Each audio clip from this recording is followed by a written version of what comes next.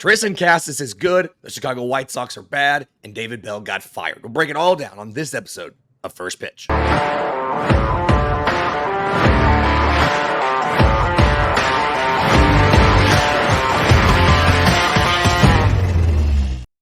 Yes, welcome on into First Pitch for Monday, September 23rd. I'm your host, Lindsay Crosby. You can follow me on Twitter at Crosby Baseball.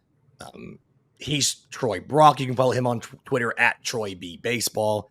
And if you're listening on audio, do us a favor, leave us a 5-star review. If you're on YouTube, subscribe to the channel, leave a comment down below, join in the conversation with us. And Troy, crazy weekend, not only because I somewhat lost my voice.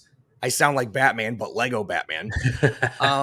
But just tons of stuff happened in baseball. And I think the biggest thing, or I guess the I'm going to call it the most explosive performance of the weekend, was done in Boston by first baseman Triston Casas. Here, though, and Hedrick coming in. Swings and drives this one high and deep. That one's back there sailing. Oh, my! It is gone! Triston Casas, 3 home runs today.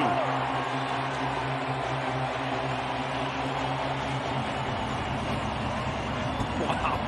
Seeing the ball well here today. Lefty, righty, doesn't matter. He's aggressive. Casas has 3 home runs against the Minnesota Twins in the 9-3 victory. And fun fact, he would have had 4 if they were in a different ballpark. One of the last fly ball that he hit, 24 of 30 parks. One of the 6 it was not was Fenway. He hits a 3-runner, like he hits one to left, he hits one to right, he hits one to center. Casas finishes the day with, again, 3 home runs, just absolutely dominant performance as the Red Sox took 2 out of 3 against the Minnesota Twins over the weekend. Looking at the wild card standings now, I think we've been pretty much on the side of the Twins are cooked, right? Yeah. Oh, yeah. And you kind of look at where the standings are now, and you see in the wild card, the loser of the East, which is going to be the Orioles. I mean, that's just for sure. They are first. The Tigers are second. The Royals are third, and they're tied for that final spot as of now. Twins a game back. Mariners 2 games back. Do you see these standings changing in the final week of the season? Or Baltimore, Detroit, Kansas City, is that your AL postseason wildcard group? I think that's got to be your AL postseason wildcard group. Just the way it's shaked out over the last couple of weeks. The Tigers are in an insane run. The only difference that may happen, Kansas City's lost 7 of their last games in a row. 7 consecutive games in a row, Kansas City's lost. But with Minnesota having the Orioles next, they play the Orioles next, 3. And that's not going to bode well for them with the Orioles trying to claim their ground. Now, here's the thing. We say that. Baltimore has had one of the worst records in the second half in all of baseball. They are 3-7 in their last 10 games themselves. And so I do agree that it's a tougher road. Like maybe when you have to go to Baltimore versus Kansas City, they get Washington for 3, and then they close the series or the season in Atlanta. And Atlanta could be playing out the string if they struggled this week against the Mets. They've pretty much got to sweep the Mets to get back into that NL wildcard race. But it just seems to be very, I don't know, like are we right to call the Orioles a hard team to face right now, just given how much they've struggled down the stretch? You know, that is a good point. But they, with the talent that they have, they can turn it on at any time. True. So we also can't forget that. You do bring up a good point, and that is absolutely correct. But yeah, just with the talent they have, at any point they could turn it on, and maybe being in the last week of the season, that'll light a fire under them, and they'll get things going again. Yeah, it's something where, you know, the Orioles, again, 4 games up for that final wild card spot. Feels like a lock that they're going to make it. The question's going to be, do they hold on to that top spot and be the 4 seed, or do they end up falling back to Detroit or Kansas City? Because the Tigers have been incredibly hot, 7-3 right now. Talking about a team that I guess has been hot.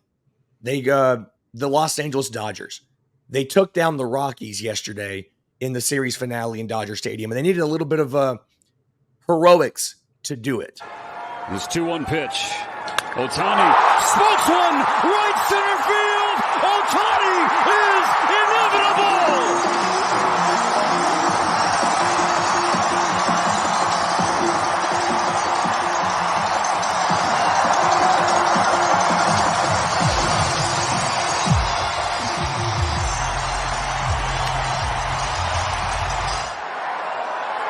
Now Mookie Betts, fly ball, left field, at the wall, gone!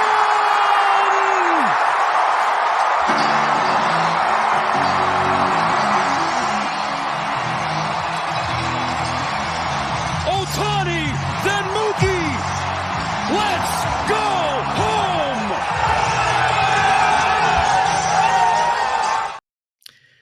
Having 3 Hall of Famers at the top of your lineup can cover up a lot of deficiencies, it feels like, and the Los Angeles Dodgers are definitely taking advantage of that.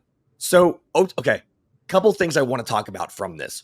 First, Shohei Ohtani, because it's Shohei Ohtani, right? 53 home runs, 55 stolen bases. Pair of questions here on this. One, I wasn't sure 50-50 would be in the cards, and now you could have 55-55. Is this possibly the greatest offensive season in baseball history?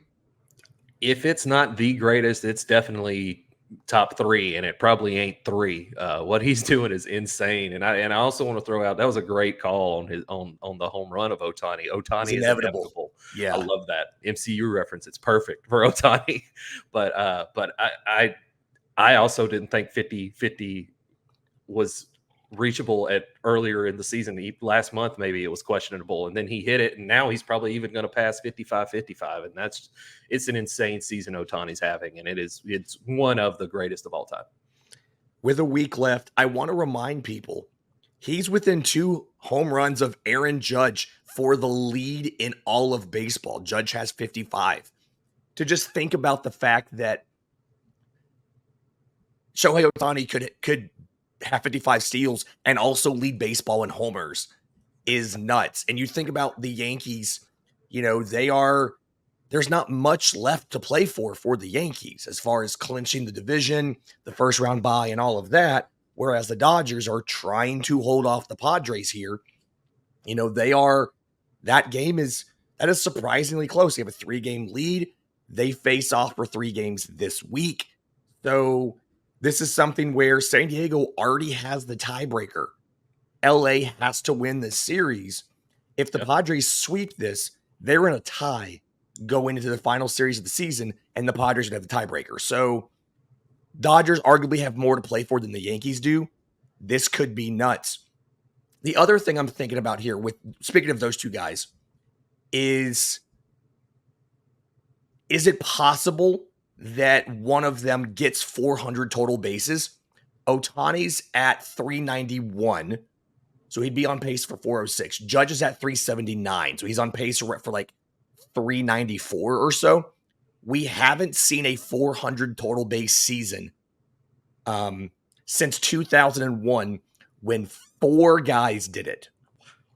Barry Bonds, Sammy Sosa are the obvious ones. 411 for Bonds, 425 for Sosa. But Luis Gonzalez had 419 that year, and Todd Helton had 402 that year. So Ohtani could get 400. Judge needs a heater, but Judge could get 400. It's happened 8 total times since 1960. We're already pretty sure those are both the MVPs. If Ohtani gets 55-55 and 400 total bases, I do think, and I asked you and I didn't answer the question, I do think that solidifies this as the greatest offensive season in baseball history, despite the fact that he's not hitting, 350 or anything nuts like that, real production. And then remember, he's going to add pitching in next year too to this. Yep. It is absolutely wild. Something else that's wild, but in a bad way. The Chicago White Sox. right? They lost another game over the they lost their 120th game on Sunday. They are now tied with the 1962 Mets for the most single season losses in the modern era. They have 6 games left this year. The Angels and the Tigers have been red hot. Angels have not, obviously, but they have to win all 6 to not have the most losses in baseball history in a season. And they have not had a 6-game win streak all year. What are you going to remember about the historic futility of the Chicago White Sox? The thing that sticks out to me the most, and it could just be recency bias, is the front office coming out and saying they're going to cut payroll going into next year after assuredly losing the most games in a single season in the history of baseball. And what's even crazier is that Mets team was an expansion team. Yeah. And they lost the most games in baseball. My wife actually asked me this yesterday. We were talking about it, and she asked me who was the only non-expansion team to have the most losses in baseball, and it was the 2001 Tigers. They had 119. So the Chicago White Sox have lost more games than any non-expansion team in the history of baseball. It's been a season of futility, and the all-around play, defensively, offensively, has just been atrocious across the board. There's really no other way to put it. Yeah. For me, I think the biggest takeaway from this Chicago White Sox team is just going to be kind of like what you just said, just how bad they were. Like, this didn't look like a major league team. I've seen teams that were bad, but they looked like they belonged in Major League Baseball, right? Like, you could get a good outing from a starting pitcher. You could see a batter dominate.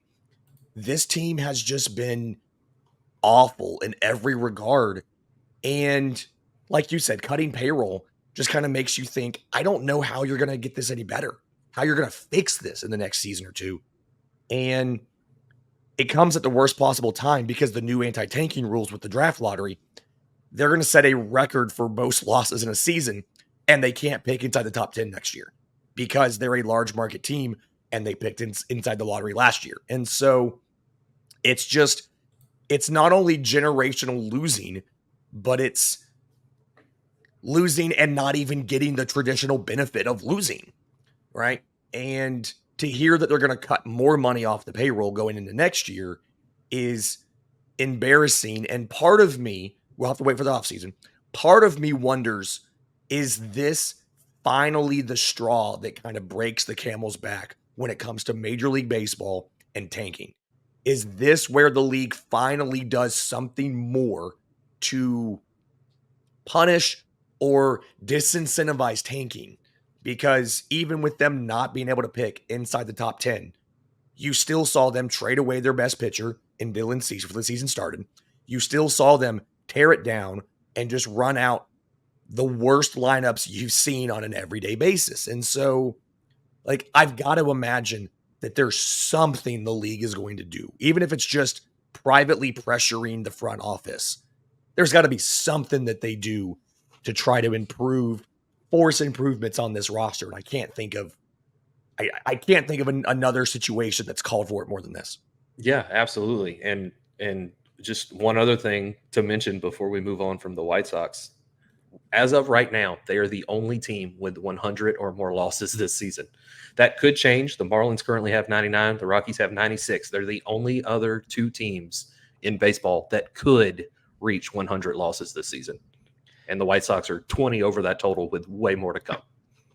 It is so wild how the talent has, not the talent, I guess, the records have all kind of come towards the middle. Right now, we have 4 teams with more than 90 wins. Yankees have 92, Guardians have 90 in the AL, Dodgers have 93, Phillies have 92 in the NL. And so it's hard to project very many of those teams to break 100. And then to your point, there's only one team over 100 losses already. You could see maybe the Marlins, probably the Rockies, maybe, we don't know. And then after that, the Angels are 63 and 93. I'm pretty sure they only have 6 games left. 6 games left, so they can't do it. So at most, you could have 3 teams with over 100 losses. And at most, you could have. Actually, no, I don't think you could have any teams over 100 wins because the Dodgers have 6 games left. So it's just the parity feels like it's been a little bit more. The records have all kind of come back towards the middle, and the White Sox are still a historic outlier, and that's just absolutely wild to me. Oh, absolutely. Yeah. 100% agree. All right, jumping into quick pitch. The minor league season is concluded. You do have a little bit of postseason play still at some of the double A, triple A, things like that. But I do want to give a shout out to the double A Mississippi Braves. They have played their final game in Pearl, Mississippi. They've been there, I believe it's 20 years. It's either 10 or 20. But they are relocating to Columbus, Georgia for 2025. The city has already announced that a Frontier League expansion team is coming to use that ballpark.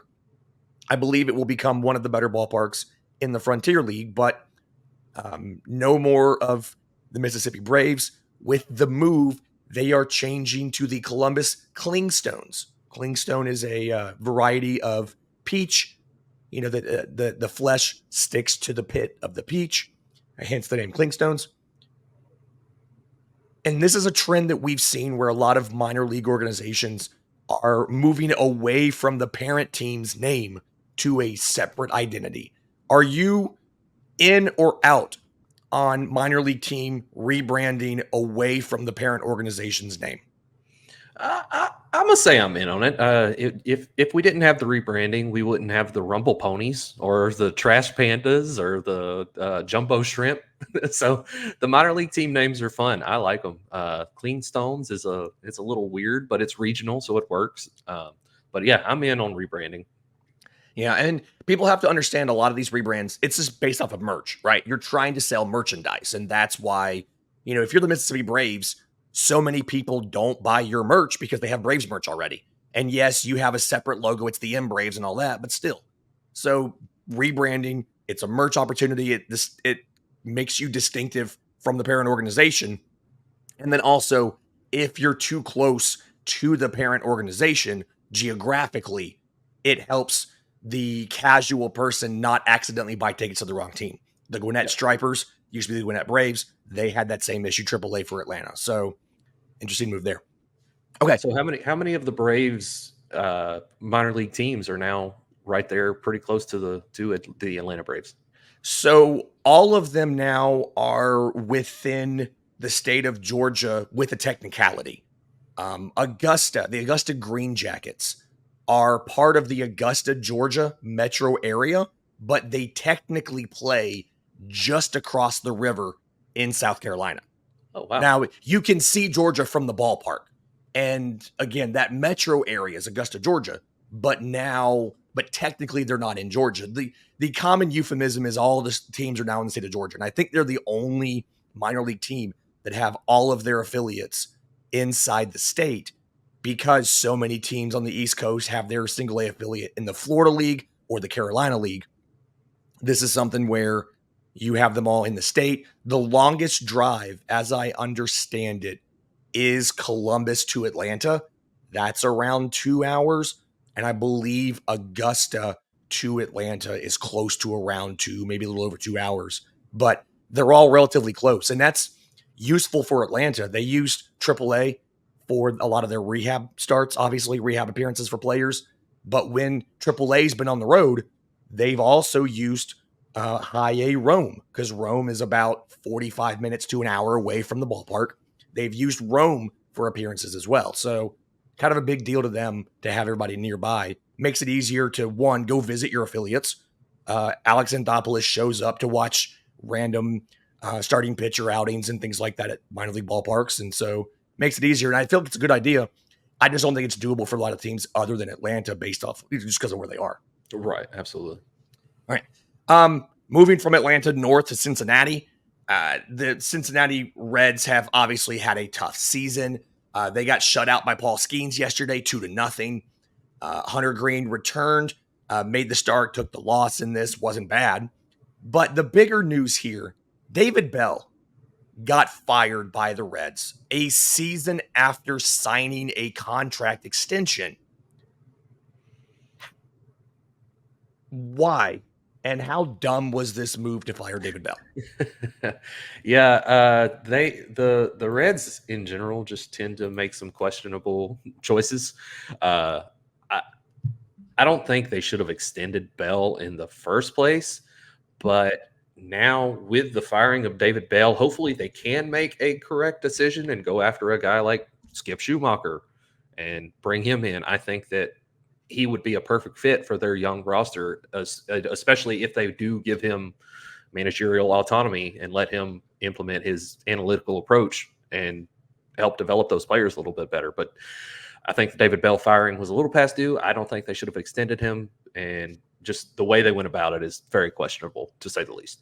Yeah, so recap, they lost 100 games in 2022. They were in contention last year, and last July, he got a 3-year contract. It's not like they gave him a single year. They gave him 3 years. And then this year, obviously, they took a step back. You saw Ellie De La Cruz blossom into a very good defender, leads the league in stolen bases, also leads the league in strikeouts with 200. Second baseman Matt McClain missed the entire season. Novi Marte missed 80 games for a PED suspension. Christian Encarnacion Strand got a grand total of 29 games. He's going to be going to the Arizona Fall League to catch up on at-bats. And then almost the entirety of this rotation, Andrew Abbott, Nick Lodolo, Graham Ashcraft, Brandon Williamson, they were all on the injured list.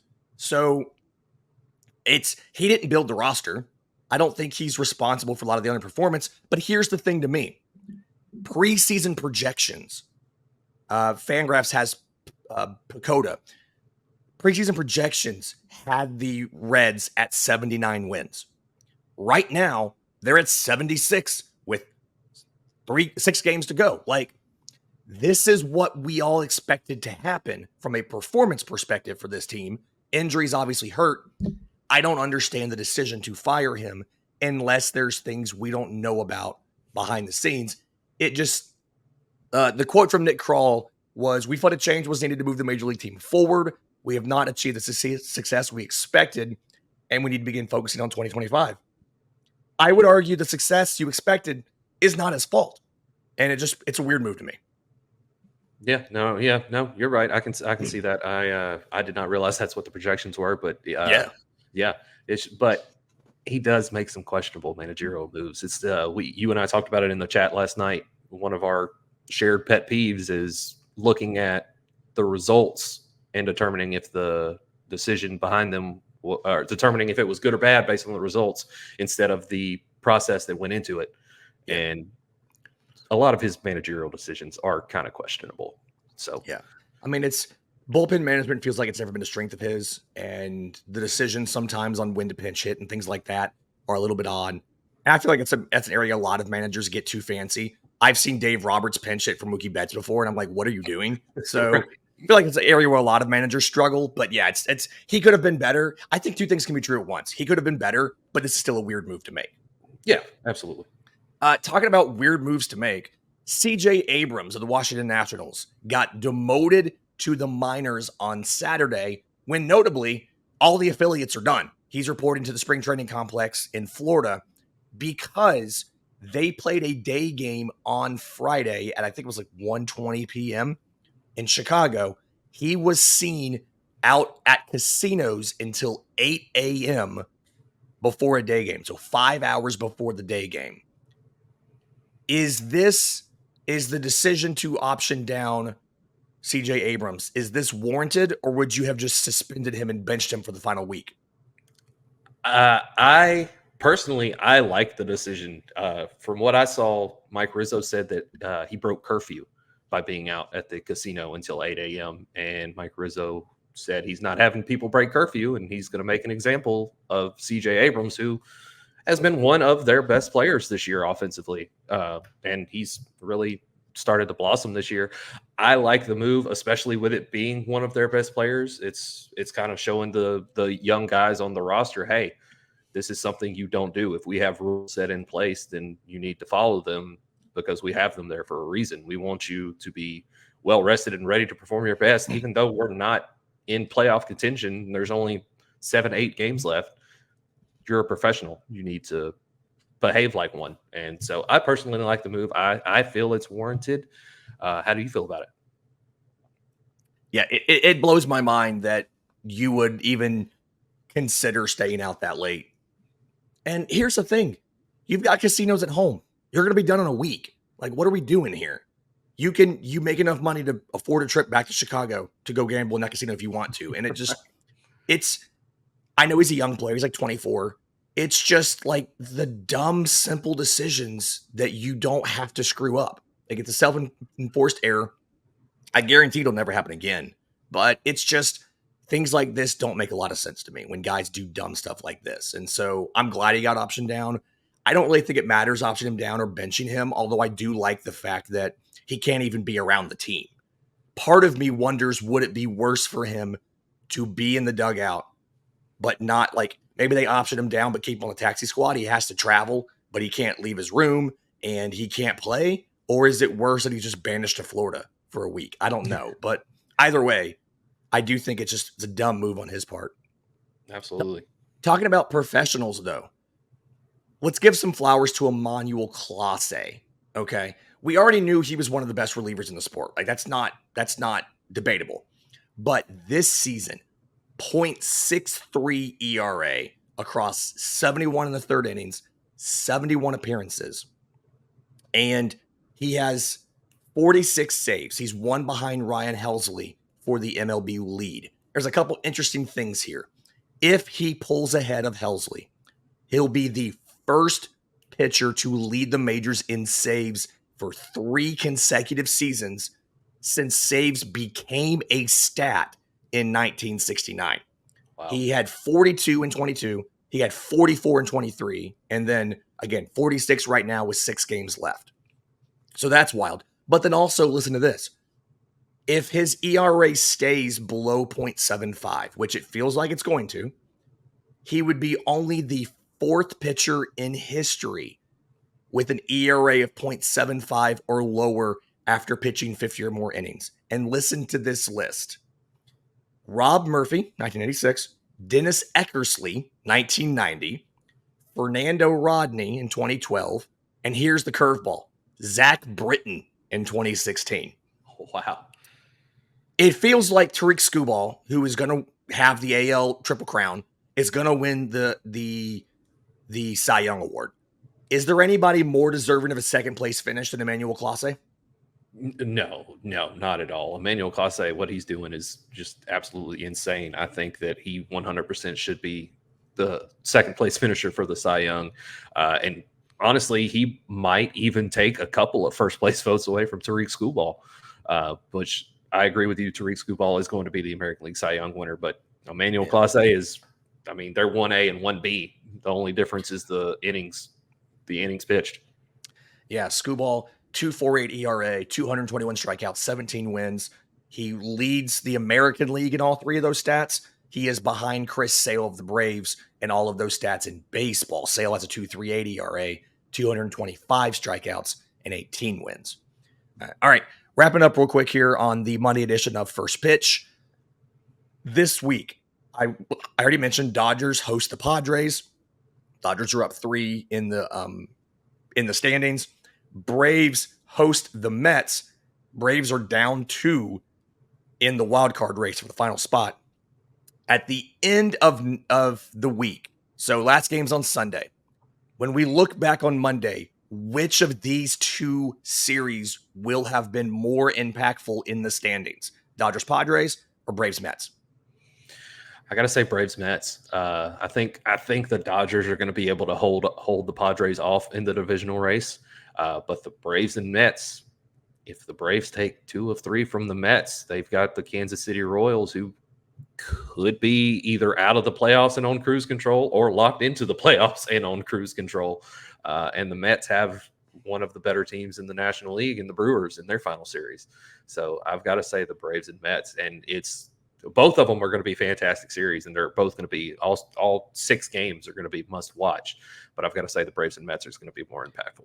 Yeah, it feels like that to me as well. It's a situation where you are like, the Atlanta does not have, or I guess neither team, Atlanta or New York, has the tiebreaker right now. They have tied in the season series so far. So the winner of this series gets the tiebreaker. And if Atlanta can win 2 games, They'll hold a tiebreaker over the Mets, and all they have to do is win their final series of the year, provided the Mets don't sweep Milwaukee to get in. And so it feels like the winner of this series is your final wildcard team. And I don't know if Arizona is going to collapse like we thought they were. It feels like Arizona could probably make it happen. When you look at what they did over the weekend, they took 2 out of 3 from Milwaukee. Granted, one of those was a hangover lineup, but they took 2 out of 3 from Milwaukee. So it feels like you're in a situation here where the winner of this series is your final postseason team, and the loser is probably at home. And I just don't know if the Braves can pull it out, but we'll see what happens. Going to be a great week of baseball either way. There's only 4 games today, so they're all evening games. Missed opportunity by the league there to get some games during the day on Monday. But enjoy the games tomorrow. We'll be back tomorrow with a new episode of First Pitch. So until then, do us a favor, leave us a 5-star review on audio on YouTube. Like the channel, subscribe, hit the notification bell, leave us a comment down below. And until next time, this has been First Pitch.